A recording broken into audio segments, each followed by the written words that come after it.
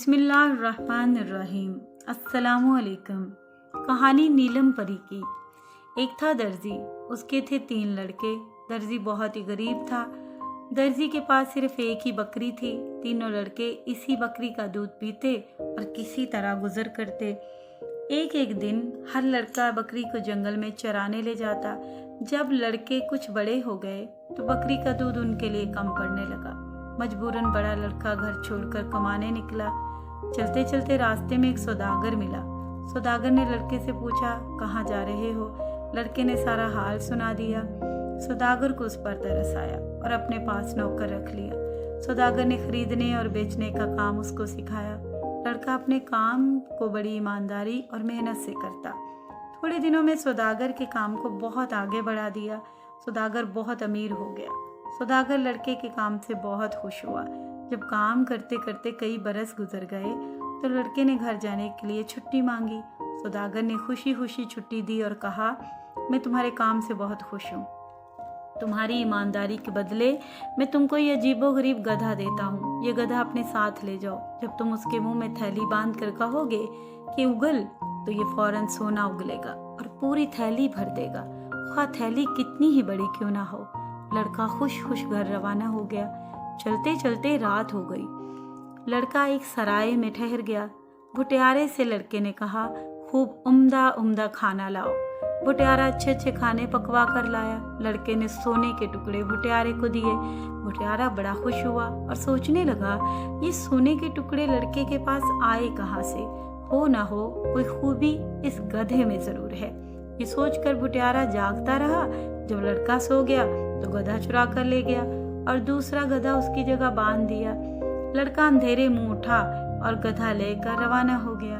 उसको अपने असली गधे की चोरी का कुछ हाल ही मालूम ना हुआ। घर पहुंचा तो उसको देखकर बाप भाई सब जमा हो गए और खुशी खुशी बातें करने लगे। बाप ने कहा, कहो बेटा, परदेश में क्या क्या सीखा? लड़के ने कहा, बाबा सौदागरी। बाप ने कहा, हमारे लिए क्या लाए हो? लड़के ने कहा, बाबा ये गधा।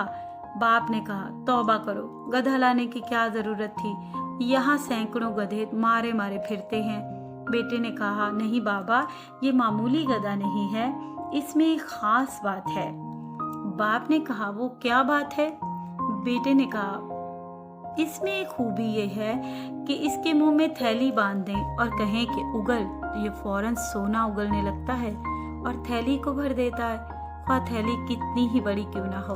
बूढ़ा दर्जी बेटे की बात को ताज्जुब से सुनता रहा और शक की नजरों से देखता रहा। आखिर लड़के ने बाप के शक को दूर करने के लिए कहा, बाबा अपने दोस्तों को बुलाइए, मैं अभी सबको दौलत से माला माल किए देता हूँ। दर्जी ने अपने खास खास दोस्तों को बुलवाकर जमा किया और दौलत हासिल करने की खुशखबरी सुनाई। सब लोग आ गए तो लड़का गधा लेकर आया। उसके मुंह में थैली बांधी और कहा कि उगल, लेकिन गधा जूं का त्यों खड़ा रहा। लड़के ने कई मर्तबा चिल्ला चिल्ला कर कहा, उगल उगल, लेकिन नतीजा कुछ ना निकला।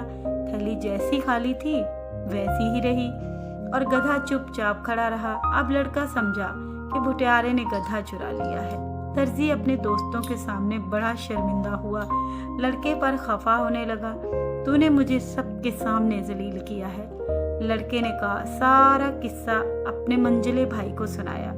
अब दूसरा भाई सफर पर रवाना हुआ। कई दिन तक बराबर चलता रहा। रात को पेड़ के नीचे सोता रहा।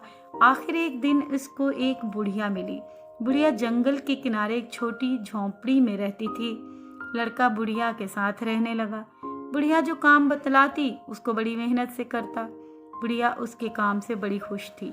एक दिन लड़के ने घर जाने को कहा। बुढ़िया ने दुआओं के साथ रुखसत किया और कहा कि बेटा देखो, मेरे पास एक सिपनी है, जब कहोगे कि भर जा तो ये बेहतरीन खानों से भर जाएगी और जितने आदमी बैठे होंगे पेट भरकर खा लेंगे। तुम ये सिपनी लेते जाओ। लड़का सिपनी पाकर बहुत खुश हुआ और घर की तरफ चला। रास्ते में उसको वही सराय मिली जहां बड़े भाई का गधा चोरी हो गया था। रात बिस्तर करने के लिए रुक गया। भुटियारे ने कहा कि कुछ लाऊं खाने को? लड़के ने कहा, मैं तुमको खिलाऊंगा। भुटियारे ने कहा, तुम्हारे पास तो कुछ भी नहीं, तुम कहाँ से खिलाओगे? लड़के ने कहा, ठहरो, सिपनी सामने निकाल कर रख दी और कहा, भर जा। ये कहते ही सिपनी अच्छे अच्छे खानों से भर गई। भुटियारा इस निराली सिपनी को लालच भरी नजरों से देखने लगा और उसके चुराने की तरकीबें सोचने लगा। लड़का काफी थक चुका था, खाना खाते ही सो गया। भुटियारा ताक में तो लगा ही हुआ था। जब लड़का सो गया तो चुपके से आया और सिपनी उठाकर ले गया और उसी जगह दूसरी वैसी ही सिपनी रख दी। लड़का सुबह सवेरे उठा, सिपनी लेकर घर की तरफ रवाना हो गया। घर पहुंचा तो बाप और भाई सब उसको देखकर बहुत खुश हुए और बातें करने लगे। लड़के ने अपने सफ़र का सारा हाल बयान किया और मज़े ले लेकर सिपनी की खूबी बयान की। दर्जी को सिपनी की इस खूबी का यकीन ना आया। लड़के ने कहा, इम्तिहान ले लीजिए, आप लोगों को बुलवाइए, देखिए मैं अभी सबके लिए अच्छे अच्छे खाने चुनवाए देता हूँ। लड़के ने जब बहुत ही इसरार से सिपनी की खूबी बयान की तो बाप ने अपने चंद दोस्तों की दावत की। सब लोग गोल दायरा बनाकर बैठ गए और बीच में सिपनी रख दी गई। लड़के ने कहा, भर जा, लेकिन सिपनी खाली की खाली रही। इसने फिर कहा, भर जा, लेकिन फिर भी कुछ ना हुआ। 3-4 मर्तबा चिल्ला चिल्ला कर कहा, भर जा भर जा भर जा, लेकिन सिपनी वैसी ही खाली की खाली पड़ी रही। सब लोग लड़के के मुंह तकने लगे और उसे झूठा बताने लगे। लड़का बहुत शर्मिंदा हुआ और बाप तो मारे शर्म के पानी पानी हो गया। लड़के को एक तो सबके सामने शर्मिंदगी का अफसोस था और दूसरे असली सिपनी के गुम हो जाने का दुख। उसने अपने छोटे भाई को बुलवाया और सारा किस्सा बतलाया। ये छोटा भाई कुछ समझ गया, यकीनन बुढ़िया ही की शरारत है और उसने गधा और सिपनी दोनों चुराई हैं। छोटा भाई बहादुर भी था और अक्लमंद भी। हिम्मत बांधकर सफ़र पर रवाना हुआ और सोचा, दोनों चीज़ें ज़रूर वापस लाऊंगा। कई दिन चलने के बाद उसका गुज़र एक मैदान से हुआ। ये मैदान परियों का था। रंग बिरंगे फूल चारों तरफ खिले हुए थे। हरी हरी घास सब्ज मखमल की तरह फैली हुई थी। बीच बीच में पानी की सफ़ेद नहरें बह रही थीं। हवा खुशबू में बसी हुई थी। लड़का दम लेने के लिए ठहर गया। हवा की मस्त खुशबू ने आंखों में नींद भर दी और वह जल्द ही एक गुलाब के पौधे के पास पड़कर सो रहा। लड़का अभी सोया ही था कि नीलम परी जो उस गुलाब पर रहती थी उतरी और लड़के को हवा में लेकर उड़ गई। दूसरे दिन लड़के ने अपने आप को एक बहुत ही घने जंगल के बीच पाया। वो कहाँ है, यहाँ कैसे आया? अभी इन बातों को सोच ही रहा था कि सारा जंगल तरह तरह की आवाज़ों से गूंजने लगा। उसके बाद बैक लाल रंग की रोशनी सारे जंगल में फैल गई। लड़का बड़ा परेशान हुआ, बार बार सोचता रहा, कुछ समझ में ना आता। इतने में बड़े ज़ोर की आवाज़ उसके कानों में आई और सारा जंगल नीले रंग में रंग गया। उस आवाज़ को सुनकर लड़का कांप गया और घबरा कर एक तरफ भागा।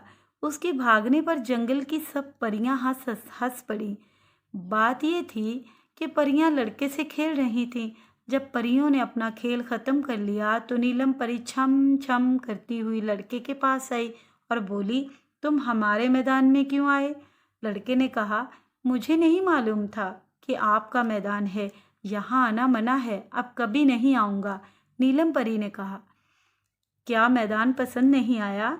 लड़के ने कहा, जी मैदान तो पसंद है लेकिन जंगल। नीलम परी ने कहा, क्या डर लग रहा है? लड़के ने कहा, जी हाँ। नीलम परी ने कहा, अच्छा अपनी आंखें बंद करो।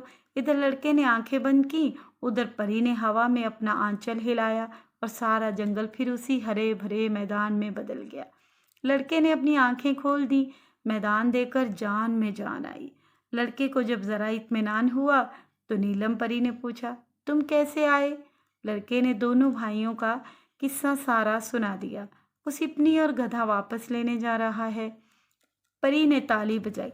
फौरन 2 दीव हाजिर हुए।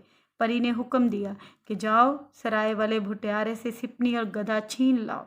दीव आना फाना सराय में पहुँचे और चंद मिनट में ही सिपनी और गधा लाकर हाजिर कर दिया। परी ने लड़के से कहा, ये गधा और सिपनी लो। परी ने लड़के को एक डंडा भी दिया और कहा, जो शख्स तुम्हारा दुश्मन हो उसकी तरफ इस डंडे को फेंक कर कहना, नाच। फिर ये डंडा इस आदमी की पीठ पर खूब नाच दिखाएगा, इतना मारेगा कि वो आदमी बेहोश हो जाएगा।